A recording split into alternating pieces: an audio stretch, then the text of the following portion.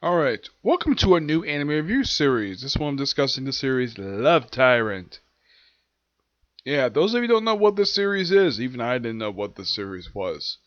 Yeah, it's a 12 episode anime. This video was discussing the first 4 episodes. Just by the fact the fourth episode is a cliffhanger and leads into the 5th episode. It adapts roughly a 56 chapter manga. That this manga is published from 2012 to 2018. Yeah, actually about 2013 and 2018. Yeah, the series came out and the anime came out in 2017. Yeah, the year I was basically watching anime. How did I miss this interesting series? Now, if I looked up basically at what it adapted, just 4 episodes, it adapted pretty much mostly 12 out of the first 13 chapters. Yeah, it skipped over chapter 11 for some reason. I don't know why. It adapted the first 2 episodes. Adapt 3 chapters. The first one, like first 3 chapters. Second one, it's like 4 to 6. 3 adapts 4 chapters. And 4 adapts only 2 chapters.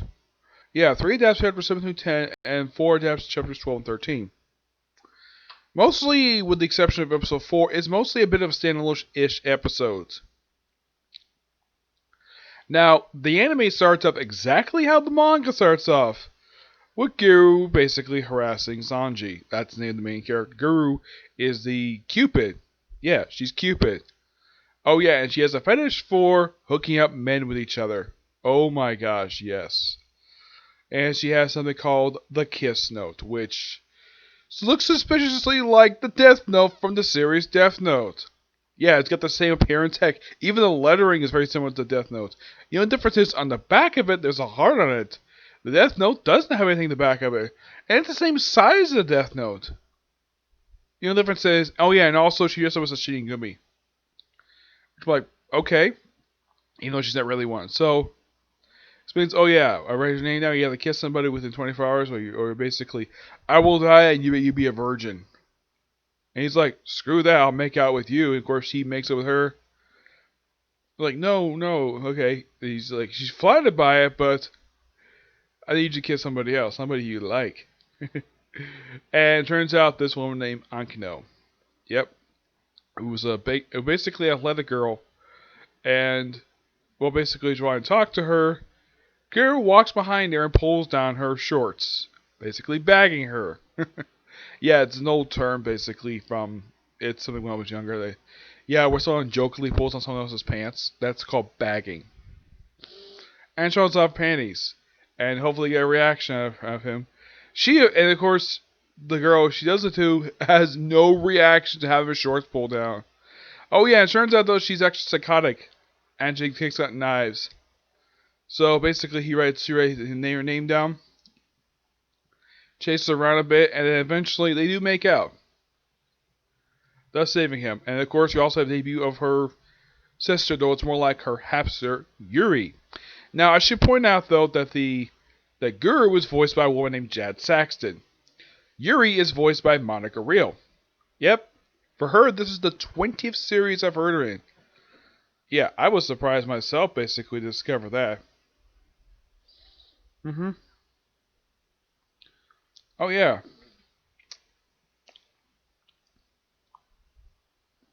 If I can get to it here, let's see. Here we go. Excuse me, yes.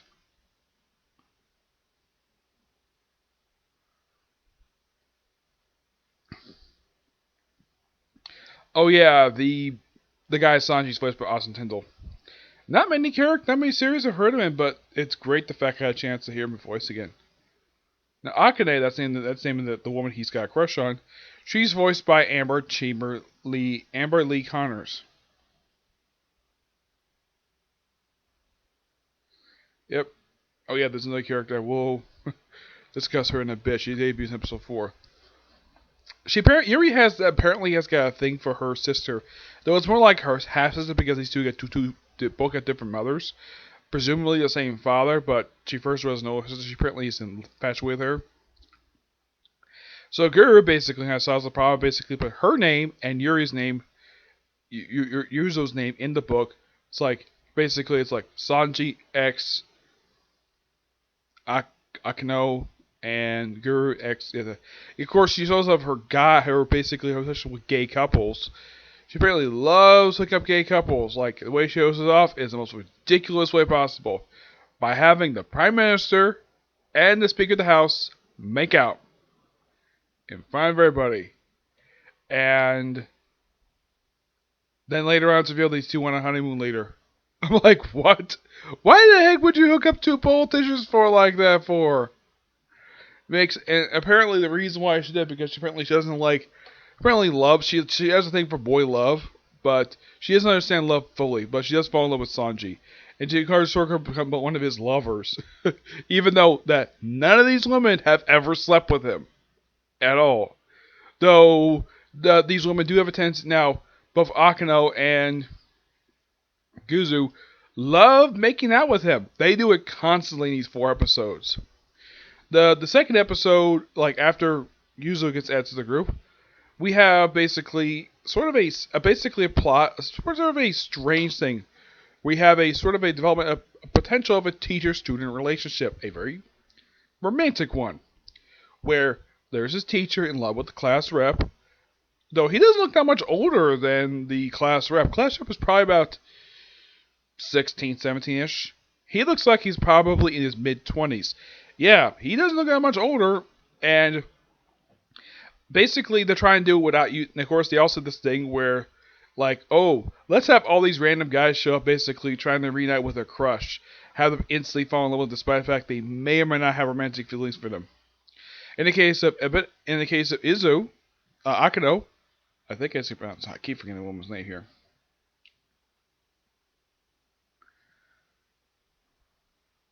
Akane, yes, Hakane. She, of course, well, she's probably the only woman in this series, like, who basically was affected by the Kiss Note, who actually did have feelings for him prior to being affected by the Kiss Note. Yep, and this is the way they hooked up. Oh yeah, she's constantly on him, like all these episodes. She's basically holding his arm, make his lunch for him, which is quite nice.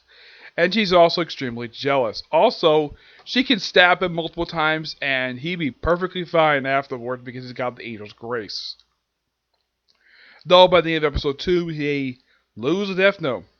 Yep, that Death Note, the Kiss Note. Yeah, it actually gets burned when they discover a guy who's been cheating on his girlfriend with multiple different women. One of them has got candles on her head and actually falls up and burns the Kiss Note, so she lost her too. But as a relationship, they'll be fine.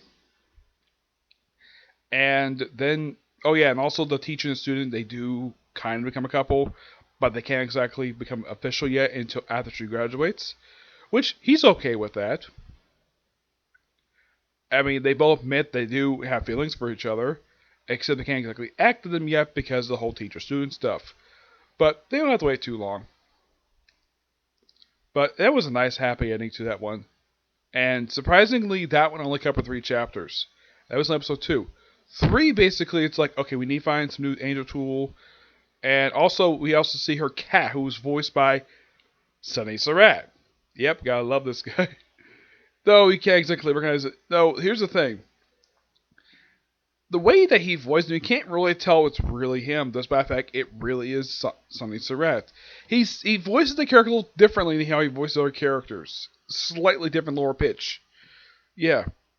And this cat is Guru's supervisor. He debuted back in episode 1.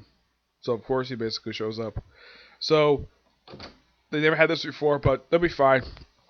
Also, they also did this thing where Yuri basically, she's so obsessed with her sister, she would basically go and get her own sister's trash. And she also got a picture of her and a doll made of her. And that's when they basically come to the idea of doing a love clinic. Which I thought was... Love clinic was hilarious, but the trash thing was kind of gross. Also, it turns out she actually goes to a different school than everyone else. Yeah. Though I keep wanting to know, like, if she wants to marry her sister so much, transfer schools. That's basically one thing you should do. Now, to get a replacement Kiss Note, they run into another Cupid named Tiara, who is voiced by Jerry Marceri, wearing a tracksuit. I thought this one was, oh wait, nope, she's actually pregnant. She retires, becomes a Cupid, so she hands up her Kiss Note to Guru. And her Kiss Note is a smartphone. Wow, that's quite interesting. And she has no problem with her using the damn thing. And then, of course, like, okay, we get the relationship back up running by rinsing the relationship by having Akane making out with Sanji. And then, of course, Yuri wants to really want to make out with Akane, and then Yuri's like, nah, make out with me instead. Of course, she makes out with her right from, because basically having the first Yuri kiss in the series. Yeah, wow, that's quite something. The fourth episode is the debut of Shuzune, who starts out basically, now show a flashback to this pink hair girl who has got a connection to Akane and Yuzo, who also caused her to lose her precious doll that her mother gave her. And they ran into her, and now, of course, it's Guru and Sanji runs into her, and of course, they don't know who she is. He has a mysterious crush on somebody, he doesn't know the person's name. So, like, he kind of explains the relationship, the whole Angel's Grace. Also, at one point, Yuzo basically kind of briefly runs away from Akane because she kind of basically chastises Sanji chases after, but they find her fine, and of course Akane comes along and basically just gives an umbrella while she and Sanji share an umbrella, which I thought was so funny. That had this really creepy moment where a chubby guy, tried to offer her a way home. It seems like he was going to do something more to her.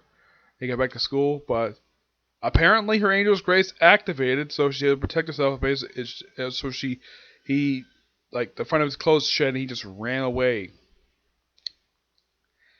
And then in the case of Shuzune, he of course got kidnapped by her after he got knocked out.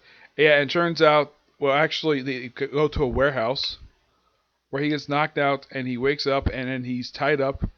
Oh yeah, and she takes off the hair that she had was a wig, and turns out pink hair, and turns out she's, well, some crazy woman. And we also see that Yuzune basically is told about this knocking, and told us like who this person is. Like, we gotta go. And also, there's also a subplot here involving, well, Sanji's sister Aqua, who's got the same hair color he does. Yeah, let's put out Sanji and Aqua. Their hair color is blue. I have never seen this, hardly seen this at all. For now, not the first time I've seen a girl with blue hair before. This is actually the third anime I've seen it in. This is also prevalent in Bleach with Tabaki. She's got blue hair. There's also Toka from Tokyo Ghoul. And this character here, she's probably by far the third character, though she's the sister of the main character. And it's very implied she's got a thing for her brother. Where like he was like very special to him, was like the only one in life, then he got little girls. And when she's first introduced, like, because she got back from camp, and of course Akane basically shows up and thought she was some basically house wrecker. Nope, just her sister. Like, oh hi. And she has no reaction to her at all. It's like, doesn't really care. Though later on he does save her from a penguin demon. Yes, a freaking penguin demon. Like, oh my gosh. It's like, on occasion when that noise is my niece basically screaming for some reason. I don't know why. So,